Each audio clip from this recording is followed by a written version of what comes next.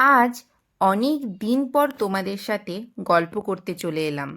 ব্যাগের মধ্যে সব প্যাকিং করে আমরা চললাম বিশাখাপত্তনমের উদ্দেশ্যে। ট্রেন 10 ঘন্টা দেরিতে থাকায় হাজারো চিন্তা মন খারাপ নিয়ে বেরিয়ে পড়লাম সকাল 6টায়। ট্রেন কোনো রকমে স্টেশন এসে পৌঁছালো, তখনও ঘড়িতে 7টা 45।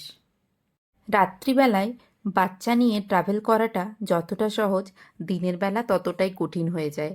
আসলে রাত্রিবেলায় তো ওরা ঘুমিয়ে পড়বে, তাহলে জ্বালাবেটা কম। দিনের বেলা পুরো জেগে থাকবে, কি করে যে গোটা ট্রেনে ওকে সামলাবো, ওটাই আমি ভাবছি। ঐশী ট্রেনে উঠে 1 ঘন্টা ঘুমিয়ে নিল। সেই সুযোগের সদ্ব্যবহার আমরা দুজন জলখাবারটা সেরে ফেললাম। বাড়ি থেকেই বানিয়ে নিয়ে এসেছিলাম লুচি ও আলু পনিরের সবজি। বাইরের এই সুন্দর দৃশ্যগুলো দেখতে দেখতে খাবারটা যেন আরও সুস্বাদু হয়ে গিয়েছিল। ঐশীও ঘুম থেকে উঠে পড়েছে, ওকে বাড়ি থেকে নিয়ে আসা খিচুড়ি খাইয়ে দিলাম। গোটা ট্রেনে ঐশী 2বার ঘুমিয়েছিল।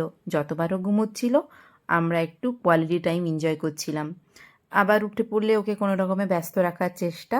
এই সব করতে করতে রাত্রি তখন 11টা 45। আমরা স্টেশনে এসে পৌঁছালাম। ঐশী রুমে ঢুকে বলছে টিভি দেখবে। যাক, আজ তাহলে এই অবধি, বাকি কথা না হয় পরে হবে।